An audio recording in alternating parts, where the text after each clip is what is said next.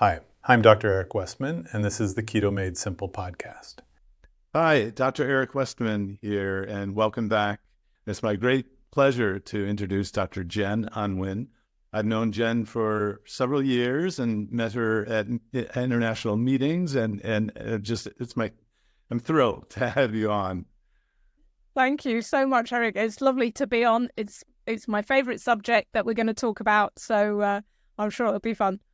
Well, assume the people you're talking to know about sugar and starch in general, and the people that we have taught know about keto diets and all that. But, the saying is that it may be simple, but it's not always easy, right? So how did you get into this? Who are you? To someone who has no idea who you are, please start from scratch. Thank you. Start from scratch. So, yes. So my name's Dr. Jen Unwin. I'm a clinical psychologist by background. So I trained to work in the National Health Service in the UK.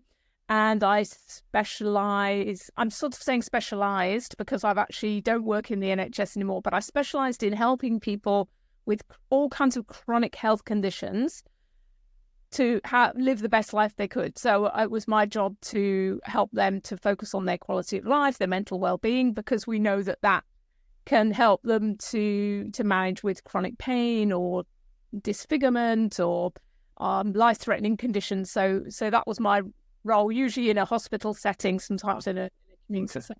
So these are clinically ill people. Yeah. So I wasn't your typical psychologist focusing in a mental health setting. Yeah, I worked in general hospitals and tertiary centres with, for example, burns patients, cancer patients who'd had amputations. That's what I did my doctorate in. And trying to help them sort of live the best they could. So I knew quite a lot about behaviour change and hope and quality of life and all of those things. Alongside that, at the same time in my personal life, looking back now, I understand that I had a food addiction problem, really a carb addiction problem. And that had always been the case, really, since I was looking back through the eyes that I now have. I don't remember a time when I wasn't loving carbohydrate, refined foods, sweets, anything as a child that I could kind of get my hand on.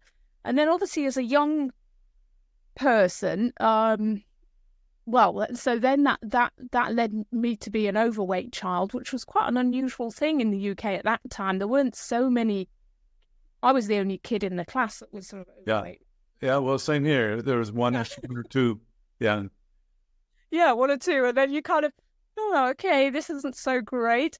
And then I was in a girls' school, and it would be the same these days that girls get a little bit obsessed with dieting and body image and all of that. So I learned how to do all of that, and was rather a good dieter. I could, lose 4 stone. I did that when I was 16. I know you guys in America don't really think in stone, but 12 stone down to about 9 stone. So I was how many pounds in a stone again? 14 pounds in a stone. So yeah. Does that come from some king or a stone? Like the yard was a measurement of the arm? Yeah. Who knows why it's called a stone? 14 pounds per stone, and you lost 4 stone. Yeah, when I was 16. So 50 pounds. Okay. Yeah. Successful, but then of course the rub, which is that wasn't the answer, that I would sort of go on this diet, lose the weight, and then of course once you stop doing whatever the diet was, the weight would all come back on. And it was kind of as a trained as a psychologist, it was kind of embarrassing not to be in control of what I was eating, or I didn't feel I was, unless I was on a very strict sort of regime. And that went on really until I was, I'd probably say probably something like 15 years ago now, I read a book. It was January, picture the scene, a miserable January day, and I'm miserable because it's post-Christmas and I'd probably put on a stone or some amount, and I was kind of feeling, I'm just not in control of this behavior. What's going on? And there I'm wandering around the supermarket, and there's some cheap books, and one of these books was called Escape the Diet Trap. And I thought, there's a book that I need. And it actually turned out to be by a British GP. John Briffa. John Briffa. Yeah. That lucky me, that was kind of the day that everything changed. So I go home and I read this book, and it makes total sense to me. It's all about, as you say, carbohydrate is sugar. Sugar puts your insulin up. That's going to, you're going to be hungry. It's going to drive these cravings. Why don't you eat protein and fat and some vegetables kind of thing?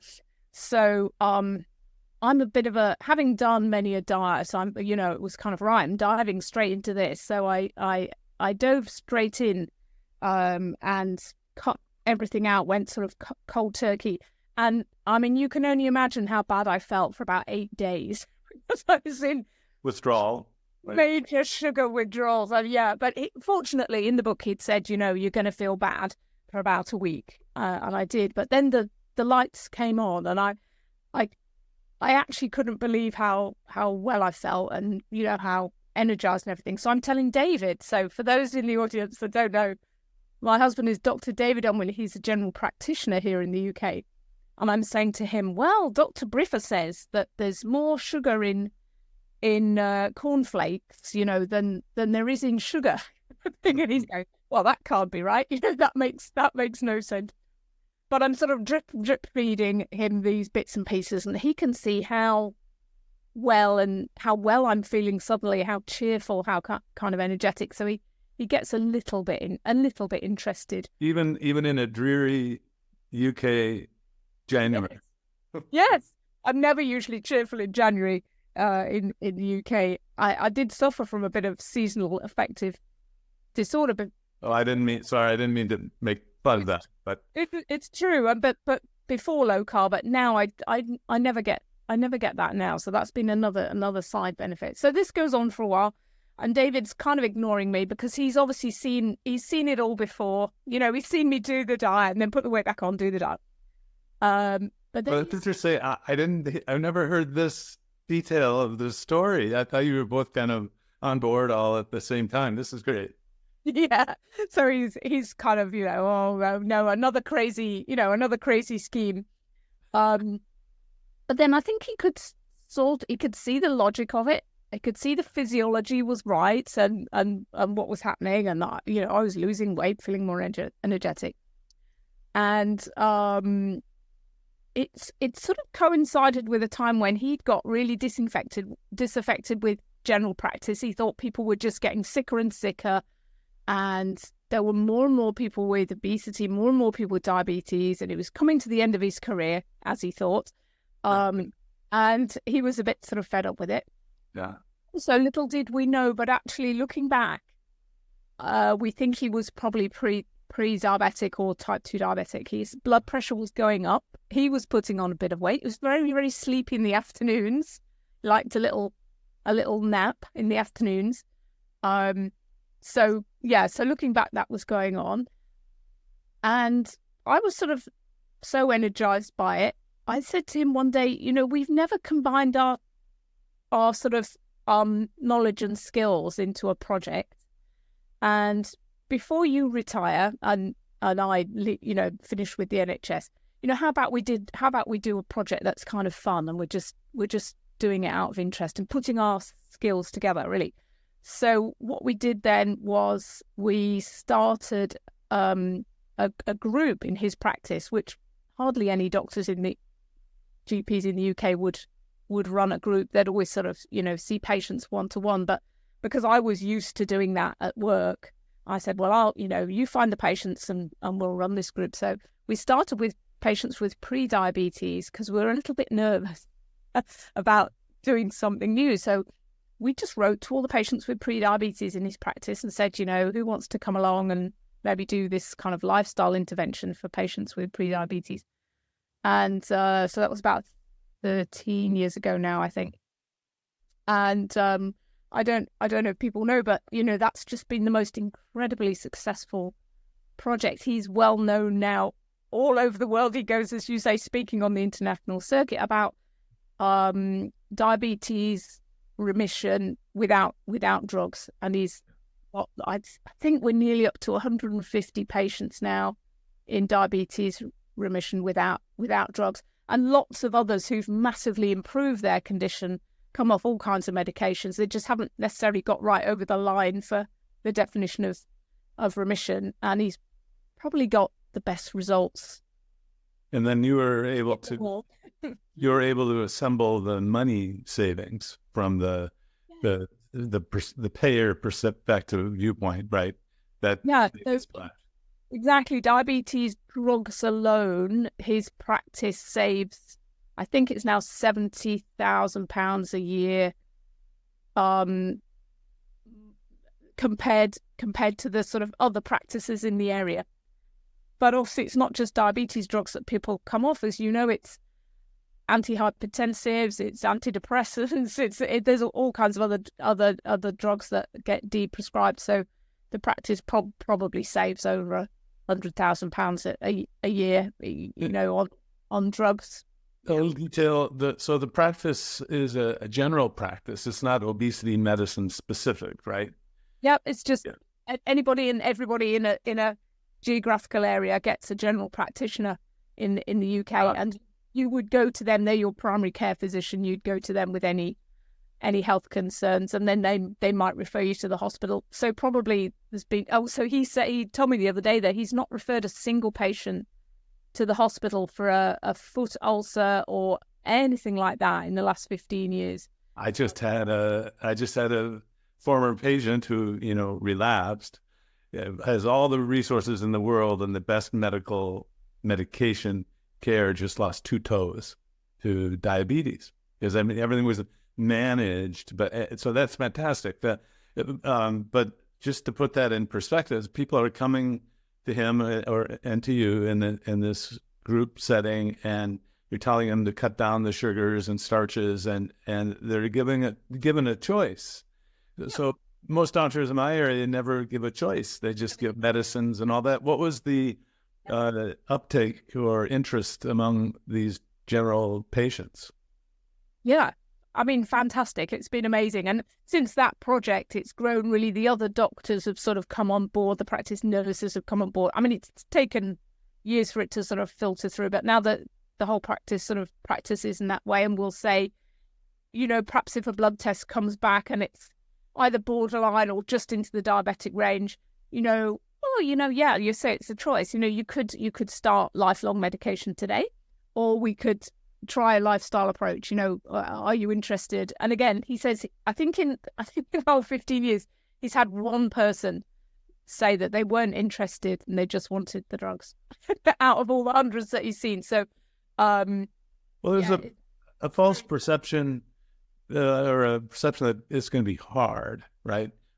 So what kind of approach do you use? Let's say someone came to the clinic, and I don't think you use a keto approach necessarily. I don't know for sure, but so what is the teaching that people get? Yeah, I mean, some of them probably do end up keto, but it's more of a sort of go as low as you need to go to feel good and to get the results that you're looking for with usually with diabetes. But since then, I know he's expanded it to other things like heart failure or other conditions that we know, PCOS, that we know that low carbohydrate approaches can help with. So he just has he has one simple sheet which he gives people. Then he obviously talks it through. I'm not ever there for the one-to-ones. I just go down for the group. And in the group, we usually sort of have a bit of a topic. We might talk a bit about insulin or fats, or we cook food with people. We answer their questions. It's all very sort of, like you say, kind of, informal and chatty now. We did start off at the beginning with a bit of a curriculum, but now we just sort of do it based on who comes. And what's interesting is that what people need to know, right? what they want to know, what they need to know, because everybody starts from a different point. They don't understand it. Excuse me, I use the metaphor of going to the car mechanic. There was a day when I kind of wanted to know the detail of, this was broken and the gasket and all, and now I'm like, just tell me you fixed it, and when do I bring it back? Right. Some people don't want to know the detail of the glucose and insulin, or they just want to, tell me what to do. A sheet with the what can I eat on it, and then obviously people share local information, like where you can get cheap, I don't know, almond flour or something, whatever it is. Then, and interestingly, in terms of uptake and what you were saying and sort of engagement, so some of that original group from 15 years ago still come to our monthly group. They're still super engaged, and they also are so inspiring to the newcomers. And I'm sure you have that in your community where, there's one guy called Chris, and he's been written up, and David often features him in his talks. And he lost, a massive amount of weight, came off loads of medication. He still comes, and he still brings his photos, and he shows people his graphs and encourages them. And it's really nice to have those sort of expert patients people along. So when did it occur? So a pilot program, what a great way to start and get experience. When did it occur to you that there was a subset or folks who had sugar addiction and their food? Yeah, so alongside that, of course, there's me on my low-carb journey as well. And, getting a lot of the benefits, and all the benefits really, but then still having times when I would struggle just to make the right choices, even though I knew 100% that they were the right choices. And, some of the things that I were doing were definitely the wrong choices. So I still had my struggles. Like I say, it's simple, but even that simple advice isn't always easy to implement. So I knew there was kind of a little bit more to the story. And then I heard Bitten Jonsson, who's a Swedish nurse by background, and she'd done some videos for the Diet Doctor website about food addiction. I just happened to be on the Diet Doctor website, and I sort of said, "Oh, that's interesting. I'll click and watch that." And that was really the second sort of epiphany. Really, was that there is an addictive aspect to some people's relationship with food, including mine. And in a way that then explained all my previous struggles. And I mean, how stupid did I feel? I was a psychologist with a doctorate, and I worked with people with addiction, and I hadn't put two and two together that sugar, a carbohydrate, could be, could act in just the same way as other substances like nicotine, caffeine, and alcohol. And so since that day, and that's about 8 years ago now, so about halfway through the journey, I suddenly had that realization. So since then, that's what I've been focusing on in terms of, how do you help people with that problem? Because some people, and you'll see it in your clinic, some people, you give them that sheet and that information, they get it intellectually, off they go. You never need to see them again. They come back in a year's time, and they're still doing just as well as they ever did. Some people who kind of struggle a bit in the middle. And then there's this other group, which I think are the sort of hardcore food addicts that really struggle with cravings, with volume eating, with transferring that what had been a problem with carbohydrate and sugars to maybe sweeteners, maybe dairy, maybe nuts. They're the usual sort of suspects. And how do we help them to sort of understand that behavior and do something? Stepping back a bigger view, what is the prevalence?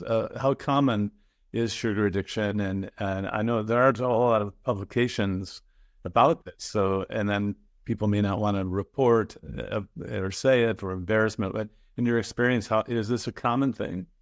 Yeah, pretty common. So there was a nice meta-analysis. I don't think it was last year. I think it was 2022. And they looked at all the studies using a thing called the Yale Food Addiction Scale. Right. It's a scale that they developed based on the DSM criteria for addiction to alcohol, drugs, etc. They just sort of reworded the criteria so they applied to food. So that's Ashley Gerhardt and colleagues. So they looked at all the papers. Now they found a prevalence of about 20%, but a lot of those papers were obviously clinical groups like patients with obesity, eating disorders, mental health problems, and so on. So in the clinic, it's going to be pretty common. It might be 20% or more. It's probably more. It's more. With type 2 diabetes and obesity, because those are the two likely outcomes of eating in that way. In the general population, studies tend to, let's say 10%-ish. But the scary thing is that in young people, it seems to be higher. And I suppose that is scary, but not surprising, because their food environment has been much worse than even ours was when we were growing up. Yeah. So young people, and certainly young people with obesity, there seem to be pretty high rates of this. In fact, I think if someone has gone for weight loss surgery, they're basically, that's like they couldn't control this so far that they had to have someone operate on them for this. It doesn't solve the addiction problem, and we know that one of the unfortunate side effects for some people of that surgery is that they actually develop an alcohol problem because they can't get the dopamine from food and sugars and ultra processed foods. They're kind of looking for other outlets, and that's a known thing that sometimes people develop alcohol problems post surgery. So it's amazing to me that people aren't screened on the whole. Most of these bariatric services won't be screening for food addiction. And that's why, it's because it's not an official disorder in the DSM or in the ICD, which we use in Europe. And that's a problem, because then there aren't services, there isn't research, and people aren't talking about it, recognizing it in clinic. And then people are getting the wrong advice and treatment. And going to be physically and mentally more sick than they need to be, but also will be, like any addiction, it's a kind of, for some people, it's a matter of sort of shame and embarrassment that can't control their own behavior. But if they can it really helped me to understand it as an addiction problem, because then I can, there's something you can work with. People have been working with addiction for hundreds of years, because alcohol and other addictive substances have been around for hundreds of years. So we know a lot in addiction medicine about how to help.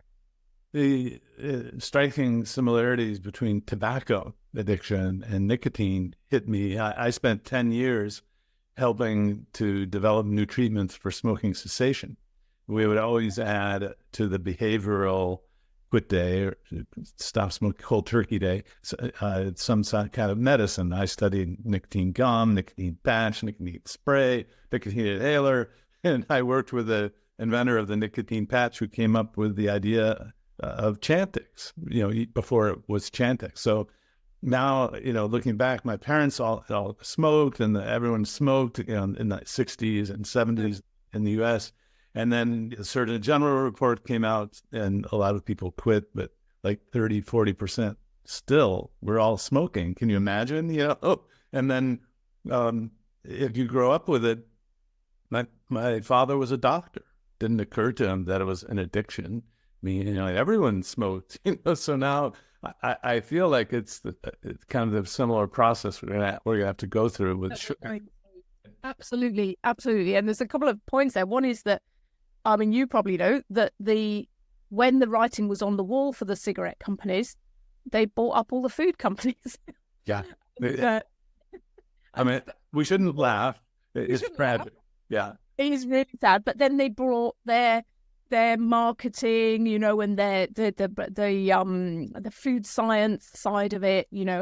How can we make these foods irresistible, in the shop, but also irresistible to our palates? They brought all that sort of approach to food manufacturing. So yeah, we were kind of a bit doomed there. But yeah, it's the same, and I think it will go the same way. I'd like to see in my lifetime a more more. So Yeah. Let me zoom back into the clinic. You're talking to somebody, and how does someone watching figure out if they have a sugar or starch addiction, and how do you figure that out? Yeah. For ways, really. So what's interesting is when we were recruiting for the study that we've done a treatment intervention study, a bit like David and I did, but I've done it with some other people around food addiction. And we just asked on social media for people to apply who thought they were food addicts. And when we assessed them, well, what do you know? Yeah, they were all right. They knew. So one simple way is to say, and David does this in the clinic, when they've perhaps struggled a couple of times, he's given them the advice they need. They're perhaps diabetic, and he's given them the sheet, and then they're really struggling to follow it. He'll say, I wonder if, do you feel like some of the, a little bit addicted, or some of these foods are a little bit addictive for you? And, then they'll say yes. And he says to me, you won't believe how many people literally cry when he says that, because nobody's said it before. And, often it's bread. It's not actually sweet things, but it could be, it's often bread or cornflakes, these kinds of foods. So that's one way. The other way, you can use the Yale Food Addiction Scale. It's a little bit tricky to in clinic. So, and it was developed as a research tool. So we've developed a simple screening tool called Craved, which is actually based on the ICD World Health Organization criteria for addiction, of which there's 6. So Craved, as you might imagine, stands for the 6 different symptoms, and it's reasonably easy to remember for a clinician, or they can have we've got a one sheet kind of tick box that they can use in clinic. And a few people like David Cavan, he's an endocrinologist here in the UK. He's been using that in the clinic to see how it works. It seems to work quite well. So the 6 criteria: C for cravings and compulsions, which are obvious, that people get these sort of urges that they can't resist to eat certain foods that they don't want to be eating. R stands for reaching for more, and that's the idea of tolerance that everybody understands from alcohol. That the more you drink, the more you need to drink to get the same effect. So that's exactly this. You get exactly the same with food. Maybe a couple of biscuits would have done the job at one time, but now it's a whole packet. A is activity is neglected, and this picks up on the idea that in addiction, what happens is that you get more and more focused on the substance, and it sort of blurs out other things in life, things like hobbies and work and activities. It's the thoughts and compulsions are so much about the substance that other things sort of go by the wayside. V is for volume, and that's the idea of losing control of the amount that you eat, or intending to have the 2 biscuits and never being able to stick to that. And that's a common one for us addicts. We say, well, it's fine. I've not had any for a while. I'll just have a little bit and it'll be fine. It's never fine. It always becomes a binge.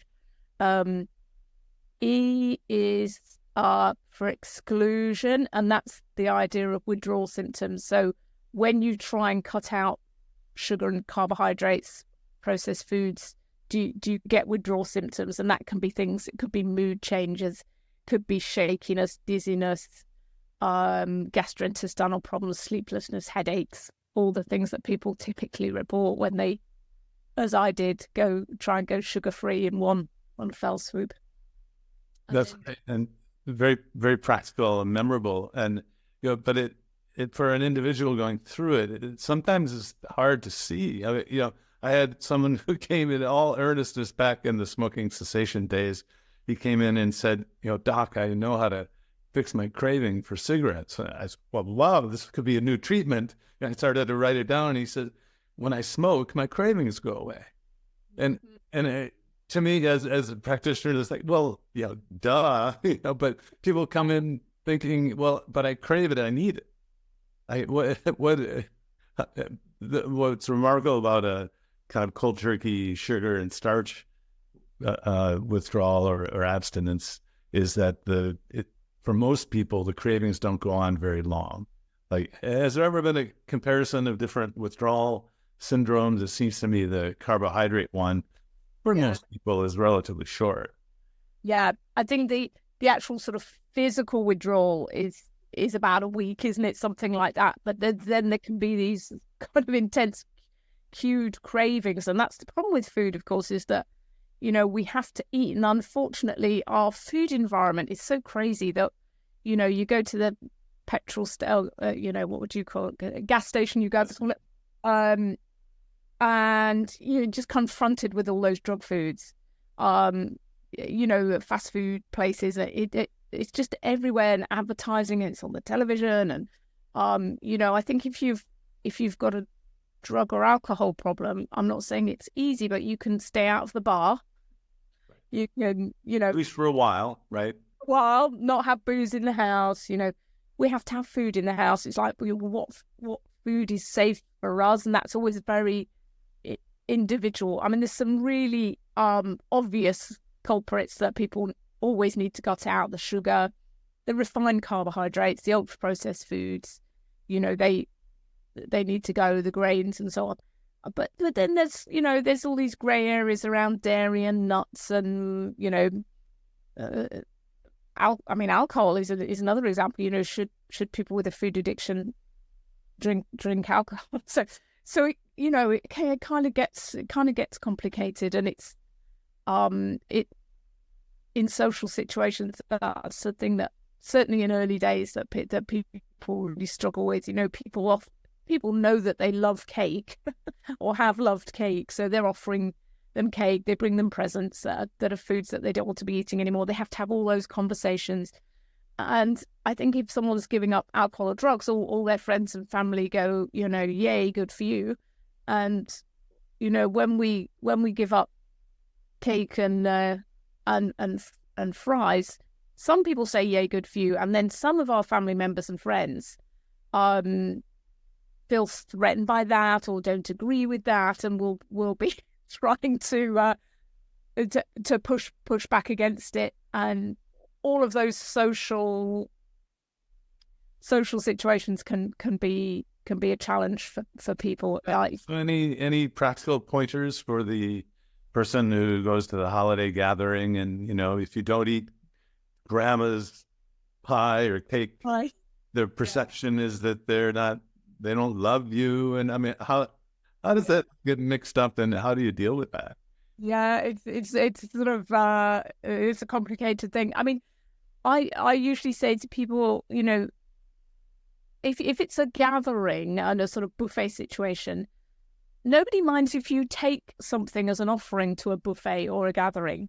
So just take something that you would be okay to eat, because then you've not got to panic, because some buffets that you go to, there's literally nothing for a food addict or a low-carb keto person to safely eat. So, take some cold meats or some deviled eggs or whatever it is that, you can offer to the party, so that you're not anxious about there's no food for me. There's something there that you can eat, and there's usually a salad, isn't there, or something that you can eat.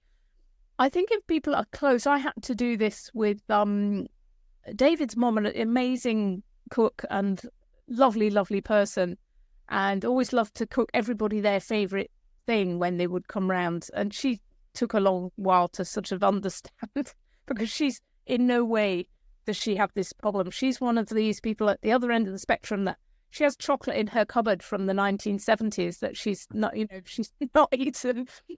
It just doesn't bother her at all to be in the presence of these things, so she can have a tiny bit. So we just had to sit down and have an honest discussion that, that for me that wasn't possible, just to have a small piece or one bite, that always led to wanting more and having to eat more. And that for me, abstinence was so much the easier thing to maintain. And use that example, I'd say just like we understand a person with an alcohol problem, we wouldn't say, have a little whiskey because it's Friday night. And I think people really understand that. So I think if you can compare it to that, and you just say, well, that's how I am. That's just how I am with food. I don't know why it is, but it just is. Yeah. How do you handle the grandkids, kids, parenting, grandparenting? I have lots of comments and questions about that. Yeah, absolutely. So we're so lucky. So when we started it, our youngest child was still at home, teenage, and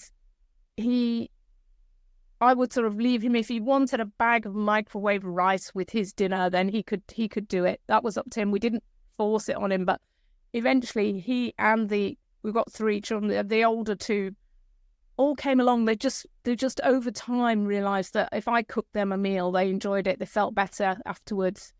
That they didn't feel so great when they ate a lot of wheat and these other things, cakes and things. So over the years, the family at large has sort of adopted our way of eating, and so we've got the 4 grandchildren here today from our eldest daughter, and they've been brought up pretty much as kind of low carb kids. I mean, they have the odd that real food, they do have the odd, we call it a jacket potato, baked potato, but on the whole they eat meat and vegetables and cheese sauce and cream and berries and yogurt and stuff like that, and they're fine with it because that's all they've known. So what is it in human nature that a lot of people go from one extreme to the other? Like, so I'll have people who, those grandchildren, they can't have anything, and yet we grew up having mounds of candies and we survived. It's not like it's an immediate poison, but often then there's this reaction to go to the other extreme and be almost neurotic or obsessive about it. What is that? Yeah, what is that? We're human beings they do like black and white, don't they? I think that the danger of that is that, and we hear this sometimes from people that when I do assessments with people with food addiction, they'll say, when I lived at home, my parents were so strict. They were really super healthy parents and everything was locked away or you couldn't have it. And then, of course, what happens was when they left home and they had their own money, if they had a little bit of a tendency to like the sweet foods, they just went crazy. And you can see that that's when the symptoms started. They would be sort of 17 or 18 when they'd left home. And that's when it all went. So I think it's important to explain to children why you're limiting the sugary food and not, everyone has to find their own way, but in our house, it isn't a total ban. So if they go to a party at a kid's house or something, they might eat some food at that house that they wouldn't normally have. And that's okay. And then you actually, interestingly, usually they feel a little bit unwell. So you're able to say, oh, that food didn't do you any good, did it? So, yeah, but it is a very delicate line to walk for parents and grandparents, I think, of where right lies in how much you allow or don't allow. And I think you can be over permissive. And obviously we don't want kids just growing up eating a pure junk food diet. But as you say, there are also some risks to being super the other way. I think they have to work it out for themselves that they actually feel. And I think that's what happened with our kids. They actually worked out that they actually felt better. Yeah. Well, tell me a little bit about your book, Fork in the Road, and I assume a lot of this wisdom and the advice is in this book. Yeah, it's all in the book. It was my lockdown baby, so I'd not long left the NHS and was starting to think a lot about this. Yes, I wrote a little book, Fork in the Road, and all the profits go towards furthering this whole field of work. So trying to get food addiction recognised as a condition. So myself and a colleague, Heidi Yeaver, who's a nutritionist, are trying to coordinate a resubmission to the WHO. We've already made one submission that was rejected, but we're going to resubmit. And also, obviously, in the US, you've got Ashley Gerhardt and colleagues, and they're going to make a submission to the APA so that the DSM include food addiction as a ultra-processed food addiction. I think they're going for. So the profits from the book go to supporting research and the work we need to do to try and get this condition recognized. Yeah, if any of this, if you're watching and any of this seems interesting, I highly recommend this book. Very practical and actually, when I hear you and David speak at meetings, it's just so down to earth and clinic based. That it is so important. I think as people consume information off the internet, that you want information to come from people who have been in the clinic, if at all possible. If you're asking for clinical advice, right?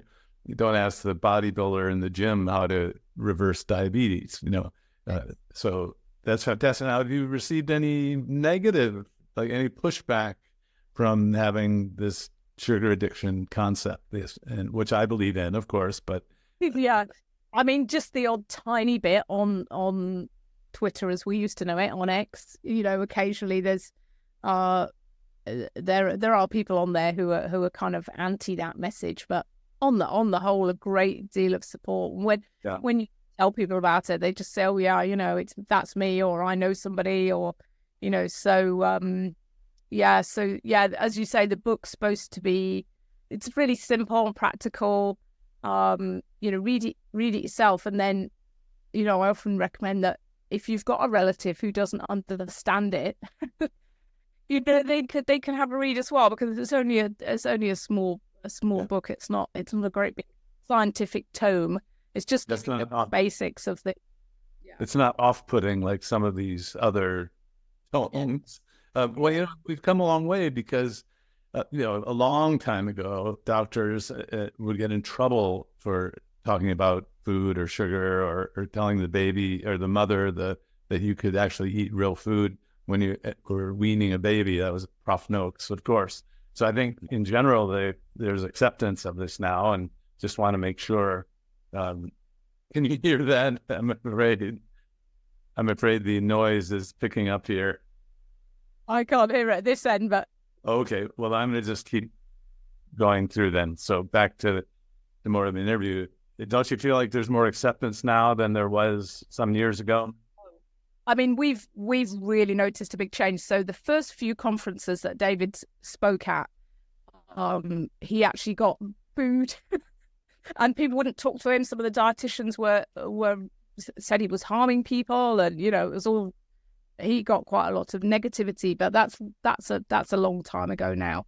I really feel the tide's turning. Like, we've got the Australian Diabetes Association have just accepted, haven't they, that low carbs are an acceptable treatment. And there was a paper here in the UK that David was on with the British Dietetics Association as well, saying that low carb is it's a fine thing to recommend to people with type 2 diabetes. So things have really come a long way, I think.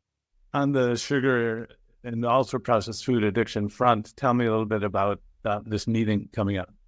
Yeah, so we're really excited about this. So one of the things that the WHO said to us when they rejected our first application to have food addiction recognized was that there was no consensus around the topic, and they were right, really. That it wasn't a field that was sort of being coherently brought together. So over the last year, we've been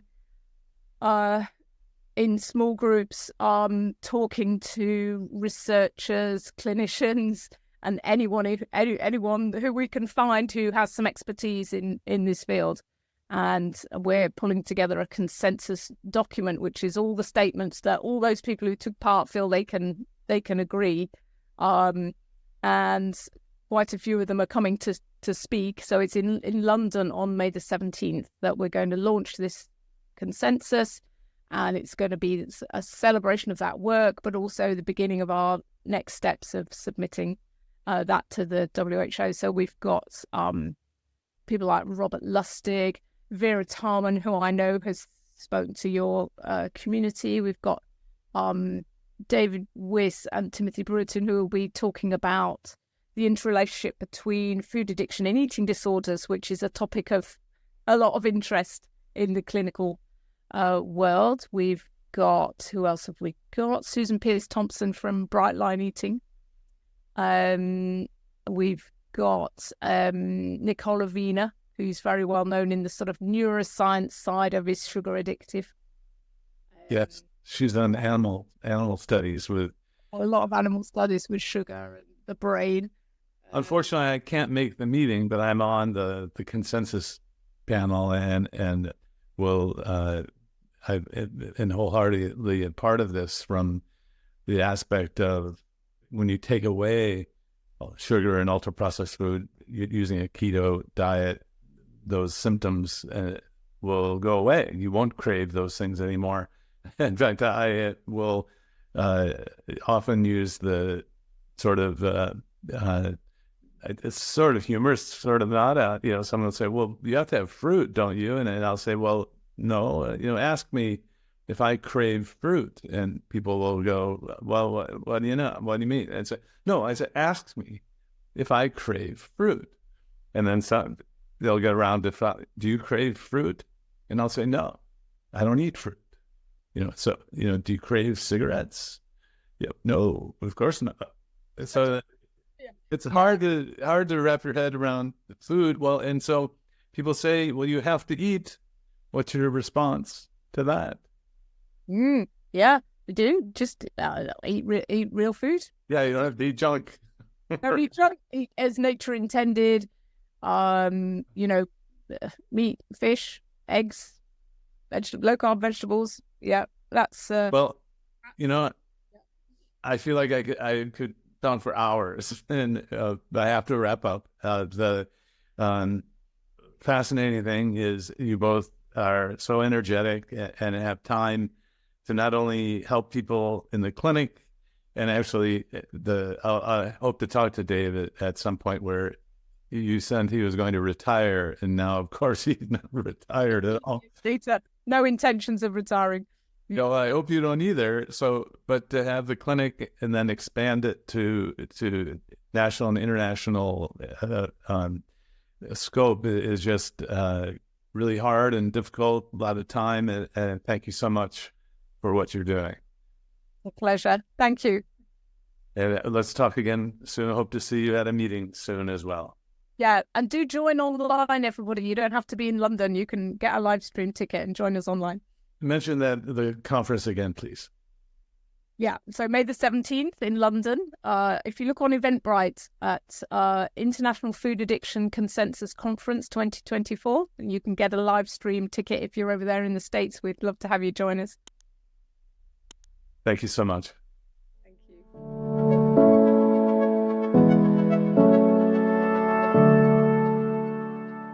If you enjoyed this video, be sure to like, subscribe, and hit the notification bell, and check out adaptyourlifeacademy.com.